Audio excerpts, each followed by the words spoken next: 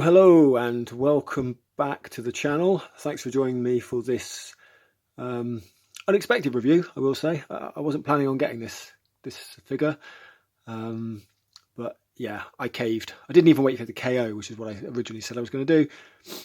But no, I'm back with MP-56 Masterpiece Trailbreaker. I will say up front, I apologise for how rough I sound. I'm really suffering with some bug that's going around at the moment. So yeah, I feel pretty rough, but I didn't want to let this one linger because I have Masterpiece Skyfire coming up, and also another review that I need to edit as well. So I'm just didn't want to let them pile up. So apologies, but let's plow on. Anyway, first things first, as usual, let's have a look at the box art. Smaller box than I thought, actually, given he's quite a big figure. But yeah. Standard Masterpiece, nothing really to tell you about there, usual Takara stuff on it, pictures of the figure in bot and alt mode, some pictures with other bots on the back there. You've got Ironhide, Bumblebee and Blue Streak, the plus version of Blue Streak there. And I'll just bring it in a bit closer so you can see there are various bits and pieces, the accessories, etc., that you can see, which I'll obviously cover as we go through. But yeah, pay close attention to this pose here. This will come into play later. Anyway, enough of that. Let's have a look at what we get in the packaging. Pretty standard again, really. Masterpiece style. Instructions, bit of colour, mostly not though.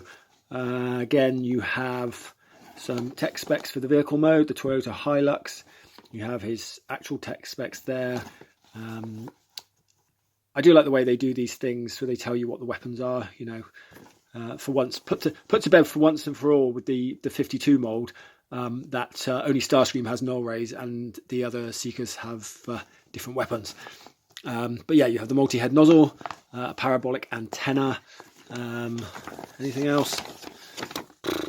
Doesn't say so. Doesn't actually tell you what his other weapons are. But yes, he has other weapons. I'm sure I could use Google Translate on that to figure out exactly what they're saying. Obviously comes with Fire Blast, all that kind of good stuff. Let's get rid of those, shall we? Other things you get are the collector card, as you would expect. Which looks all right, there he is in his element, off-road, and yeah, more bio, tech specs. Seen it all, really, haven't you, if you've seen one? You also get these little stickers. Now these black ones are, I don't know if you remember the Toon, but in the Toon, his front windows were half blacked out, so you can replicate that look with the toy if you wish. I don't quite know what these Autobot symbols are for. I don't remember an episode where he had darker symbols. I mean, I'm probably forgetting something, aren't I? Or maybe they just included them as a bonus. I don't know. Anyway, they're not something I'm likely to apply, but you get them anyway. Coming on, what do we have? We have a Toon... Oh, dropped it straight away. A Toon grill. So if you want that more Toon accurate look, you can do so with this. I've got a tiny little blemish on mine. Or is it? Oh no, it moves. Great. So there isn't a blemish. I'll get rid of that. Oh no, I didn't get rid of it, but I will get rid of that at some point. So yeah, anyway, there we go. Here is the aforementioned parabolic antenna. Which has a little bit of swivel in it. It doesn't seem to have any tilt. Looks quite nice. It's quite well painted. Looks like the cartoon. Excuse me. Expect more of that throughout the video. Here is the what do they call it again? The multi-nozzle thingy. That weapon that he had in that one episode. Although, as I say, it doesn't really look like that episode. I'm sure it was more of a Trident. Anyway, well, I'll have a look before I do the next bit. And then you get, if I can find them, which one's which, you get 2 heads, or 2 replacement heads, I should say. And first up, we have a screaming or shouting or speaking face. Sorry, come on, focus. Focus, damn it, focus. Yes, nice face. I've heard a lot of negative stuff about this online. I happen to think they look perfectly fine. I'll talk more about that in bot mode. But yeah, people are saying that the nose and mouth are too close together. But you look at the fans' toys and the character model and all that, and you know, it's difficult to tell on the character model because you're looking up at him from an angle and his chin's down, so you can't see how long the chin is. But I've certainly seen episodes of the Tomb where this is perfectly acceptable. And here is his smiling face, which again looks pretty good. These do look better in hand. So yeah, I think maybe the pictures don't do them justice, and they do look like there are no lips separating the nose and the mouth, but there are, and they look all right. And it's a nice head sculpt. I like that nice blue on the visor. As I say, the whole thing pops off to change it by the look of it. What else do we get? Oh, we get an additional fist, because obviously in some episodes, or most notably the More Than Meets the Eye arc, when he first appeared, he had 2 fists, not a fist and a gun. It's certainly for parts of it when he first met Spike. And then finally we have a fire blast effect, which can fit various different bits. Anyway, so that's everything for the accessories. Let's bring the figure himself in just a second. And here he is. Maybe just bring the camera down slightly. I thought it was a good angle, but maybe not. Yeah, so here he is, MP-56 Trailbreaker. He comes in this mode. I have messed around with it a bit. I will admit it's not fresh out of the box. This isn't an unboxing video. It's the first impressions. So it's not my I've just seen it first impressions. It's the impressions I've had after I've opened and messed around with it for a little bit. Just to clarify that, just in case you were wondering. So yeah, I messed around a bit. I've transformed it a few times, just so I was kind of comfortable with what I would do it. Well, I say a few times. I transformed it once, which is why it's not actually hanging together quite as well as it did out of the box. I had a few issues with it going back into alt mode where things don't quite peg in properly, or not as securely as I'd like. Probably my fault, I know. But it's, as you can hear, very lightweight. There's really not a lot to it in terms of plastic. There's no die cast. It is a very flimsy feeling figure. It's not the worst thing, you know. I mean, a lot of them are like that now, aren't they? And it does mean that it is not prone to toppling and stuff. And you can freely wheelie him. Look, he goes back and forth, rolling to his heart's content there. You'll see that out of the box it comes with I guess a chromed grille. As I say, you do have the option of the anime grille, which I will put on for the bot mode, because I definitely think that will add to the uniformity of the figure in a way that the chrome just looks a bit jarring to me. Yeah, I mean, it looks the part. I think the colours are okay. You know, it's obviously very charcoal rather than black, but I think that suits the Toon model. It looks nice in hand. Yeah, it's a nice tampo on it. For once, I've got a copy that doesn't have too many paint issues. Actually, it's one thing I need to show because I forgot to put them back out. But I don't know if you can see in here, there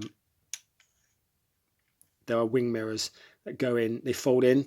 And that's actually the one place I've noticed I've got a little bit of a paint issue. Let me just show that actually. I think you pop this grille down a little bit and then you can open this hood.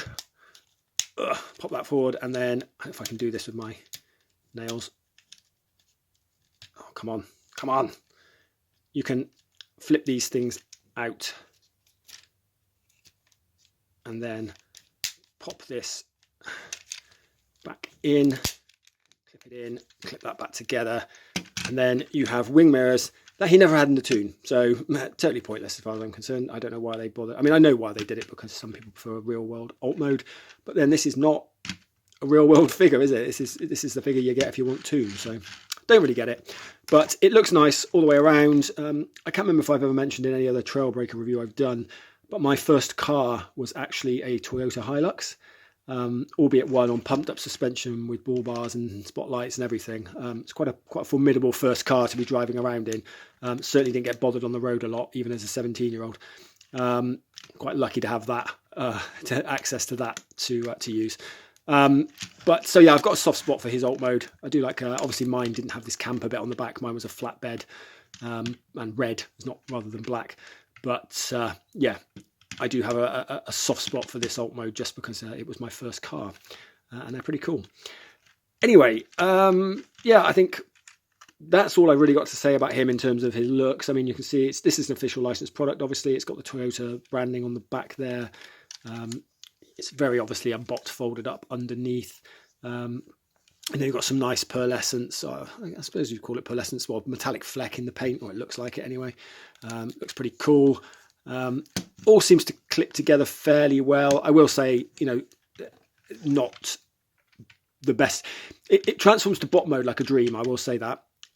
So I'm not worried about going back to bot mode for the next part of the review, but I did have a little bit of problems, or a few problems, getting him to clip together properly when it came to going back into alt mode. So yeah, it's not perfect, but it's not terrible by any means. Nothing felt like it was going to break. Right, I want to bring in a quick comparison because here we go. We've got Fans Toys Outrider here. Now, I actually think, and this is probably a little bit controversial, but I actually think Outrider is a better representation in vehicle mode than the official is. I think the official, in trying to have the best of both worlds, has had to compromise somewhat in terms of the length of the vehicle here. So I think that this is too long. If you look at the 2 model, he's quite a short, truncated. I mean, this is more real world accurate actually because it's long, but this just feels a bit longer. I don't even know if it actually is longer by too much. No, they look the same. They are the same length. It's a weird optical illusion. I think it's just because this is higher, it gives the impression of it being more compact and better proportioned. But really speaking, logically, they are the same length. This is slightly more accurate in that it goes up there and then down at an angle there, which is like the 2 model. It goes down at the back, whereas this kind of goes up and then there's no real angle down. But again, that's to accommodate everything that's inside because there's some pretty impressive mass shifting going on with this guy. You know, Fans Toys, it's a brick, let's face it. You can hear that. It's got rubber tyres. It's got die cast everywhere. It's painted really well. It's really solid. You know, it's a perfectly lovely looking Trailbreaker. I think it's a really nice looking vehicle, really nice looking bot as well actually when we get it into bot mode. But yeah, I think the vehicle mode, I'm actually, as I say, I don't know when I'm going to keep this, but if I do, I'm going to be quite happy to have this on the shelf in alt mode because it does look the part. I think it's a really nice, you know, nice looking vehicle, and I think I'm quite happy with the way the water slide came out and shows on there with the metallicized finish. It's got a little bit of wear on it actually, but it still looks really nice. Not quite as nice as a Tampo, I know, but you know, not bad for a water slide on this kind of dark color anyway. Yeah, I think they're both really solid. I don't think you can be, you know, there's not really that much to choose between them in terms, you know, it's really about your aesthetic preferences. If you're, you know, a Fans Toys fanatic, you're going to want this. I think the markings on this are probably slightly more accurate. You know, these are a bit further back on the wheel arch, which is more accurate to the Toon model. Again, you can these can't be hidden, these wing mirrors, and they cause an issue in robot mode because of that. These, I do like the fact you can stow them if you want to for Toon accuracy. And of course, with this, you only get a chromed bumper, which is not at all cartoon accurate. And with this, you get a chrome bumper, which is slightly more accurate than that anyway. But also, you get the option of swapping it out for a better representation of the Toon. Oh, sorry, I forgot to say, silly me. There is, if I pop this bit up here, sorry, there's a little flap that pops up there, and that is where your parabolic antenna clips in. So you can do that one thing from that episode that he did. Quite upset it doesn't include little picnic set with spike and spark plug, as one of the X-Transbots versions did. But you can't have it all. This is at least more Toon accurate than the one we got with the Fans Toys, which was not Toon accurate at all. This is actually very Toon accurate. albeit a bit annoying that it's limited in articulation. But it's there, it's a thing, you know, you can use it if you so desire. Anyway, that's probably everything I have to say about the alt mode. So give me a moment, I'm going to get back into bot mode, and then we'll do probably some comparisons as well. You know, I'll go through the articulation checklist, all that kind of stuff, and then we'll do some comparisons with Outrider before the final thoughts. So just bear with me. And here we are back with the bot mode. And yeah, I think first impressions, on camera at least, obviously I've played with it a bit, are that it looks pretty good. You know, I've messed around with this figure, as I said, but I haven't really posed it much or appreciated it. I've just been, you know, playing with accessories, etc. So this is the first time I've really posed it and had a look, taken a step back. And some of the concerns I had are still there, but I'll go through those. A lot of them kind of melt away as I look at it now, and there are other things I like a lot. So I guess first things first, let's just have a look at some of the articulation. I want to go into that in a bit more detail, obviously. So let's grab him here. I need to move the camera up a little bit actually, because he's a tall boy and I won't get it all in if I don't do that. So obviously head here is on a ball joint, and you get a reasonable amount of articulation out of that. Like, it can do the waggle, it can look down a fair bit. The limitation is it can't really look up much. That's about as much as you get, unless you turn it sideways, then you get a bit more. I believe you can cheat that if you sort of break or disassemble this piece here and collapse it a bit, but I don't really want to do that.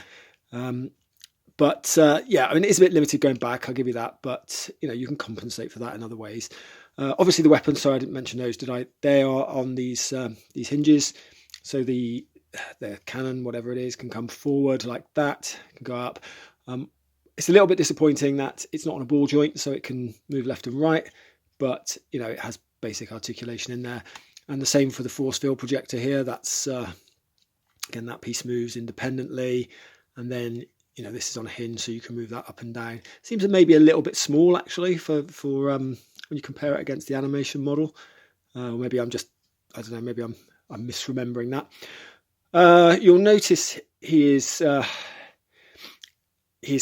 with his two fists at the moment, and I'll go through that in a bit as well. Obviously, I just wanted to put him into the way we would have first been introduced to him. So in the cartoon, I think the first time Spike met him in More Than Meets the Eye, episode 2, I believe, he had two fists, not his signature gun arm. So I thought I'd pose him like this. The arms themselves, this is the one bit that really deviates from the animation model. Obviously, they're much closer into the body in the animation model, but in order to get some articulation out of it, Takara has moved them away. It's a bit I don't like, I'll be honest. It's one of the things that it looks a bit janky, but it's not anywhere near as bad in hand when you take the figure in as a whole.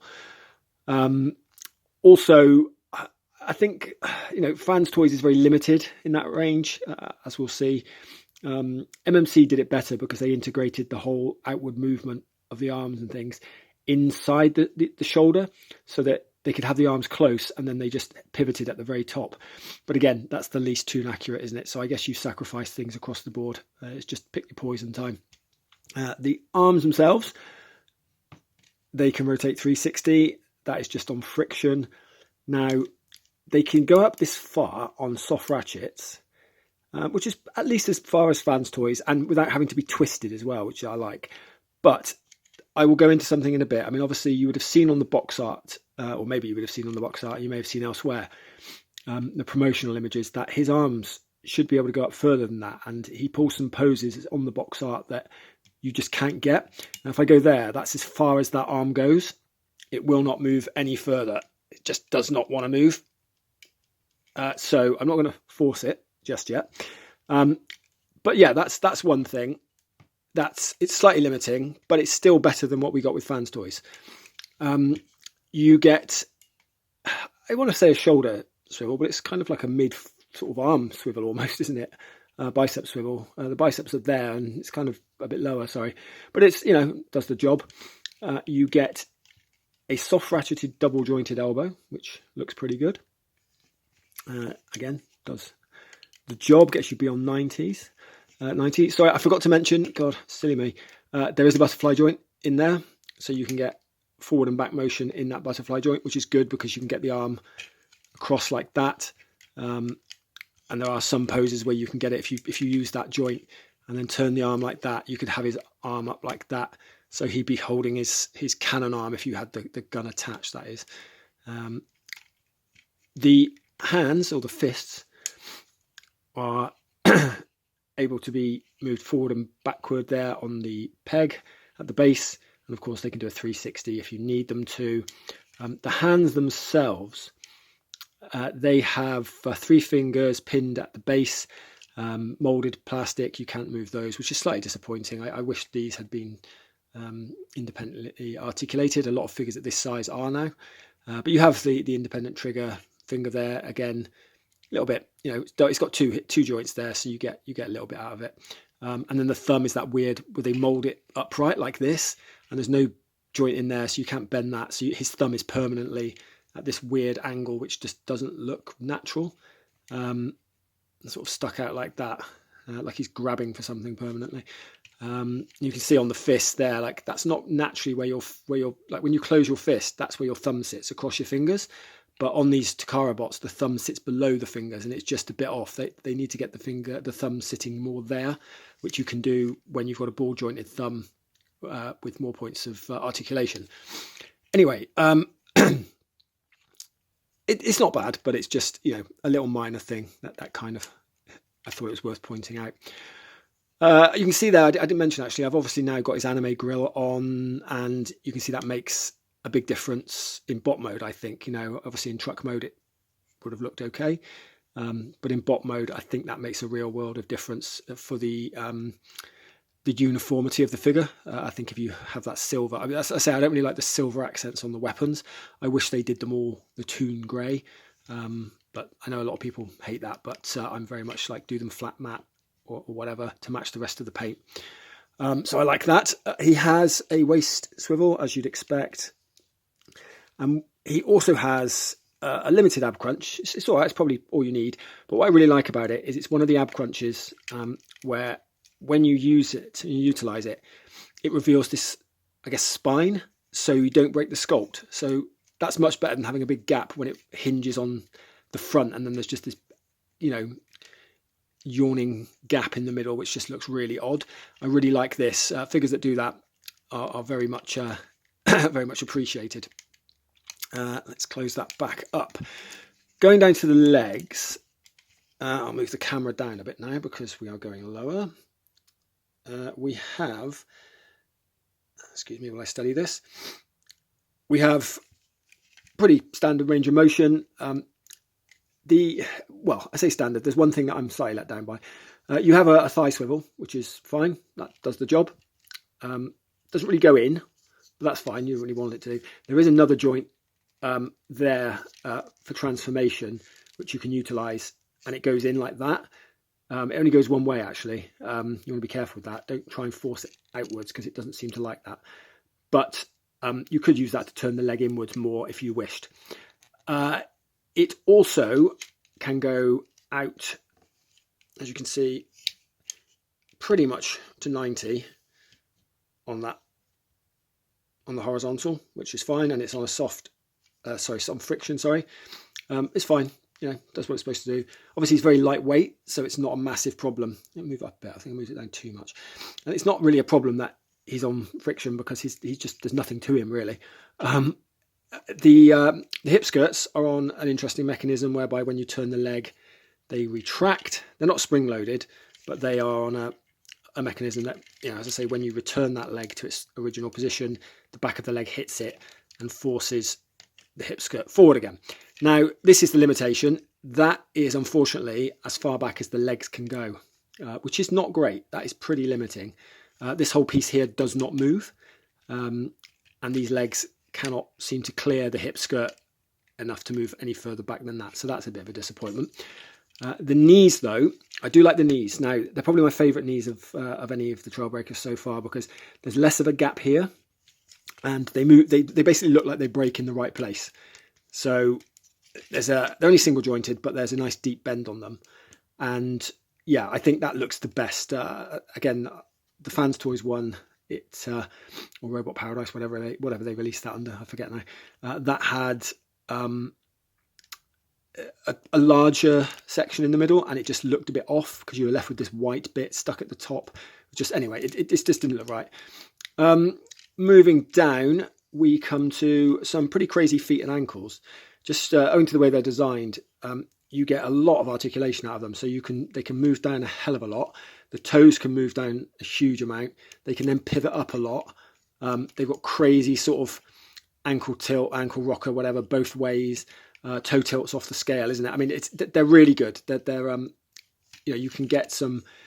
I haven't tried it yet, but I'm assuming you can get some very dynamic poses out of him because his feet will remain stable regardless of how you pose him.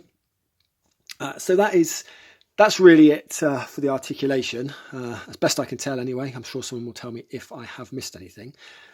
What I want to do is show off one thing now that, as I said earlier, it is in the manual and on the promotional stuff, but it's not actually available on the figure unless you do a little quote unquote mod. It's not really a mod, but it's more of a either forcing something or taking a file to something, really. So the reason you don't get the outward arm movement more than you should do is because this piece should move, but for some reason, I don't really know why, they've molded it so that there's a hard stop on the plastic. There's no way it can move without it being forced, and it feels like it's going to break because obviously it's quite lightweight. But you can disassemble the arm by taking the screws out of here and pulling the whole arm apart and then file some stuff down, which is what I did on this arm. Sadly, I didn't do quite enough, so I ended up forcing it anyway. I actually had some damage to the plastic before I did it, so any damage you see when I do this was already there. Well, not all of it, but most of it. So like anything that looks like a stress mark, I was surprised that was there before I even did the mod. I took the arm apart and it was there. But essentially what this does is gives him a much better range of motion on the arms. So if I move him back a little bit, you'll see that with this one, there's a hard stopping point because I haven't done the mod. So that's it. That's as far as it goes. With this one, because I've modded it, quote unquote, it breaks there and then the arm can move right the way up there. And yes, you have this piece up here, but it doesn't really break the sculpt, hardly at all. So you can get a really, really good range of motion out of that. Like, that's great. And it just, it doesn't break it. It just pops back in and it's plenty tight. It's not going anywhere. It's not flopping around. I guess if you sanded too much off or messed around with it too much, you might break it too much. But, I did a careful job of it and it seems fine. And it's on friction anyway with this screw at the back. So you could always tighten it up if it does become too loose. But yeah, that just gives a much better 90 degree, above 90 degree range of motion with the arm. It's almost a 180. It's fantastic. I think it looks really, really good. I don't quite know what happened, whether they decided against it at the last minute.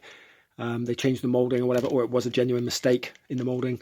But it's fairly easy remedied. It's not something you should have to do, I'll give you that. But it is fairly easily remedied. So, I don't know. At your own risk, obviously. But as you can see, it does expose more of this. I wonder if that's why they didn't do it, because it shows more of the side. I mean, as you can see, the side view is pretty hollow. I mean, that's not great, is it? You can see straight inside there and inside here, and you can see the blue. It doesn't really bother me that much, it's fine, because I'm not ever really going to be posing him like that, am I? He's more likely to be posed like this, and his arms are going to be in a position where it hides it. Yeah, it really does breathe new life into the articulation. And I really should have done this arm, because that's his gun arm, isn't it? And that way I could have got his gun arm out, which is a limitation of the Fans Toys that really annoyed me. So anyway, let's finish with the articulation checklist. What I'm going to do now is just quickly demonstrate how to change out his hands. As I said, they're really easy. I'll do the left hand because that's the one in the cartoon that he always changes. Bring this down a little bit.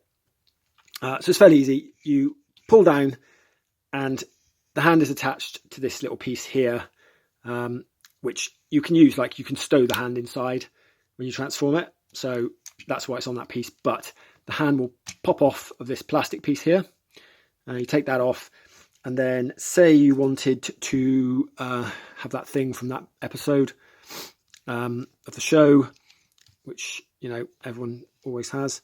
I don't know whether now I've put this on the wrong bit, but let's see. There you go. Here we go. I think that's right.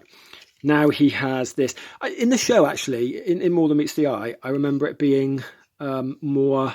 Well, that's upsetting. Look, I was saying I've had a pretty good run with this, but look, I've got a massive bit of chrome damage on that, and I didn't even notice it.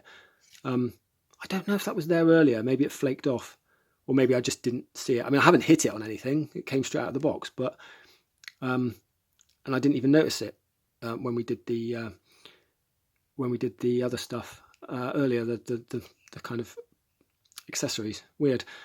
Okay, right. Well, that's slightly bummed me out a bit.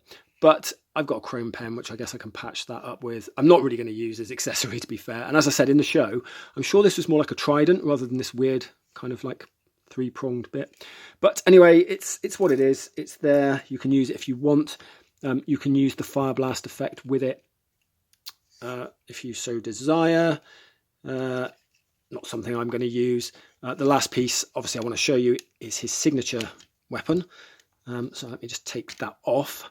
Put that to one side, and then this is the bit that comes attached to the figure, which I changed out, and that would stow also in its stow in alt mode if you wanted to, like that. Well, once you've collapsed it anyway, obviously it doesn't stow until you collapse it. But yeah, basically that just pops in like that, and now you've got his trademark cannon arm. They are pretty loose. I've seen most people seem to be really wobbly. Mine's actually better than the ones I've seen elsewhere. So mine is a little bit wobbly, like that, but really it doesn't flop around too much, which is pretty good. And as I said, that would have been good if I'd done that so I could get that arm out more so you could see the range of motion so he could fire sideways more. But yeah, that's how that hand works anyway. Let me move that up a bit. So again, we can get up to the top a bit more.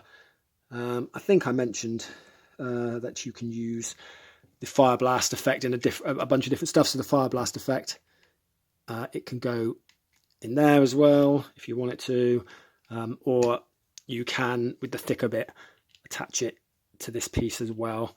I'm not a massive fan of them. I mean, I might have it for the shoulder cannon maybe when I display him, but I'm not really that bothered about fire effects. So I might move that out to one side. And then just have him stood here a second while. I want to do a comparison. So I'm going to bring in a couple of other figures. First up, I'm going to bring in my Outrider, which is here. Again, very different figure. Very, very different. You know, this is very plasticky, very lightweight. This is chunky boy. It's got a lot of heft to it, a lot of die cast. It really feels heavy. Really looks great. You know, it's got really lovely finish. I mean, I will say I like the finish on this. It's all matte paint. It's all painted head to toe. I much prefer the colours. These are the colours that they should be.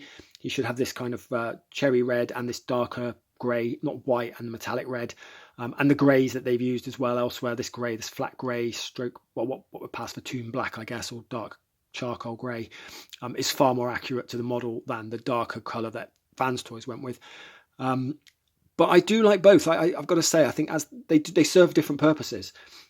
He is very much more toon accurate. So if you're a toon kind of fanatic like me, that's probably going to be your guy.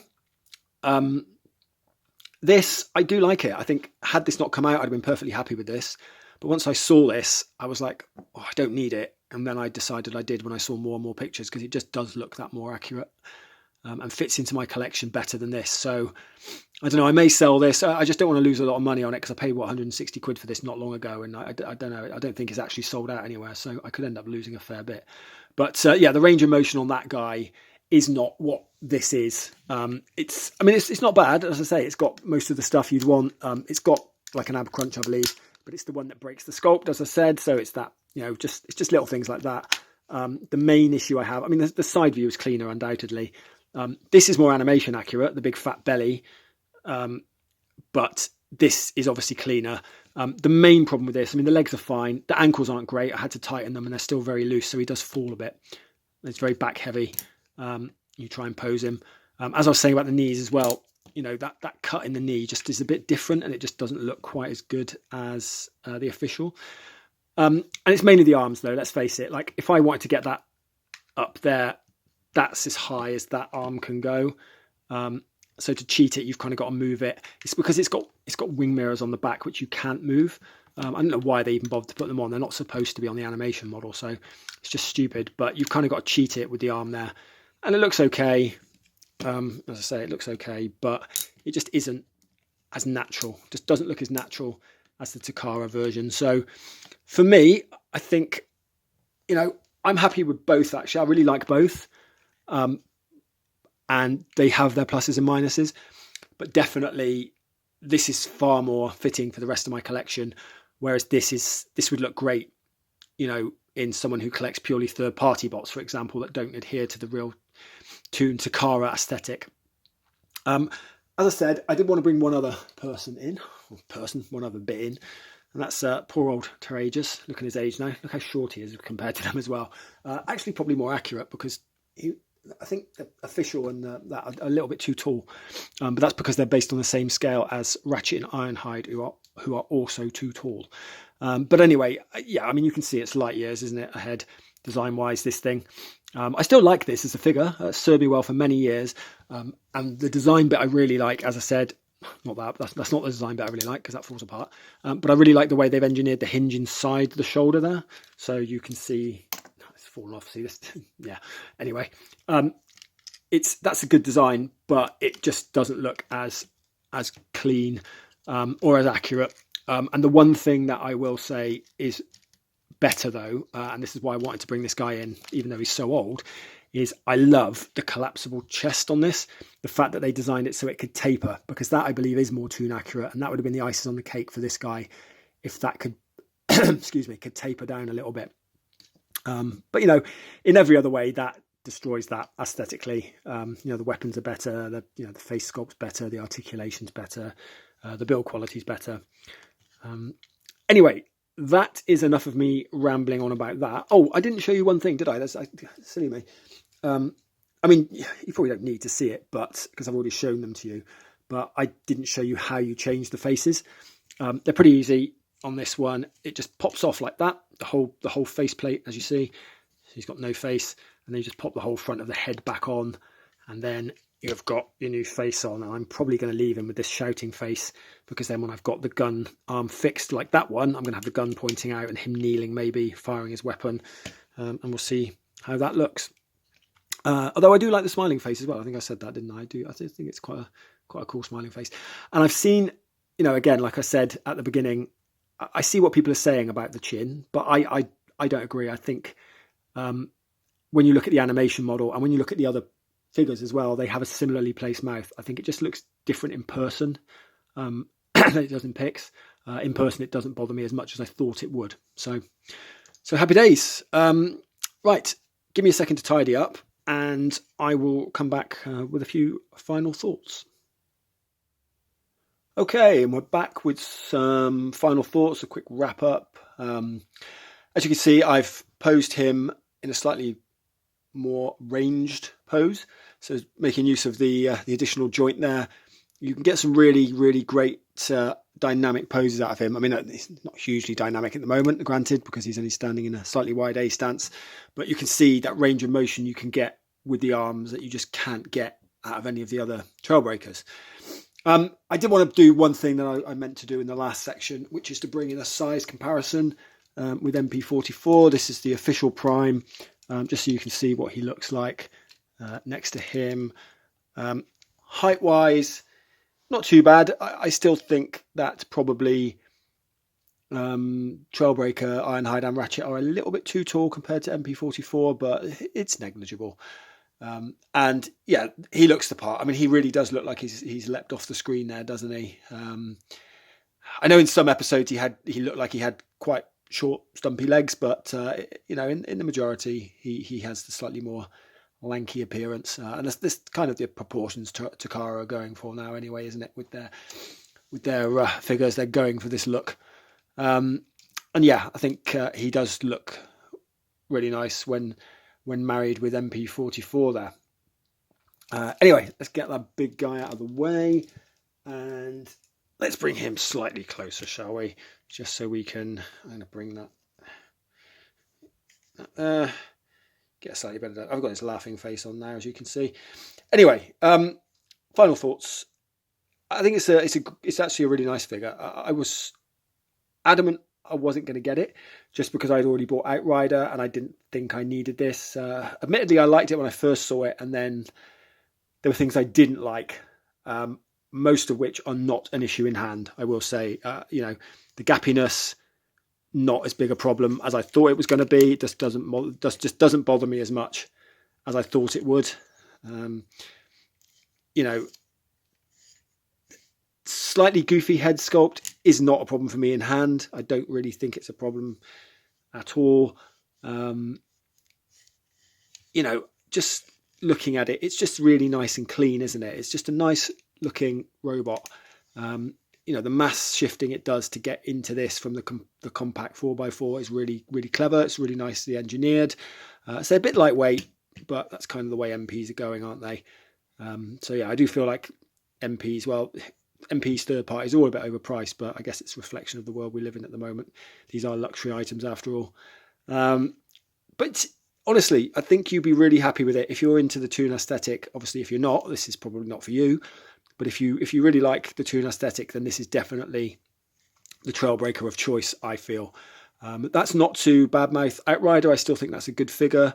But this definitely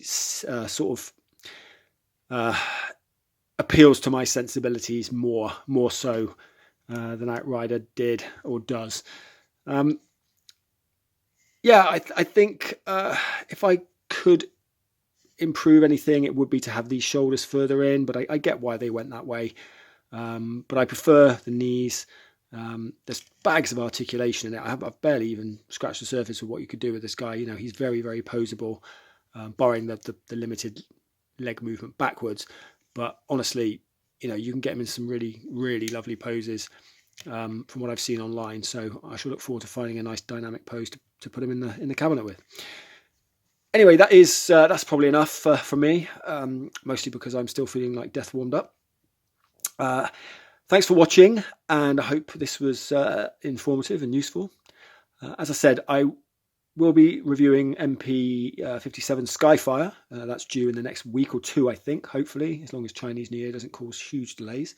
So look out for that. I'm really looking forward to that. It's I've already got Phoenix, but that looks again just an evolution, not a revolution, but still, again, just that little bit more Toon accurate, and it really appeals to me. So yeah, looking forward to that.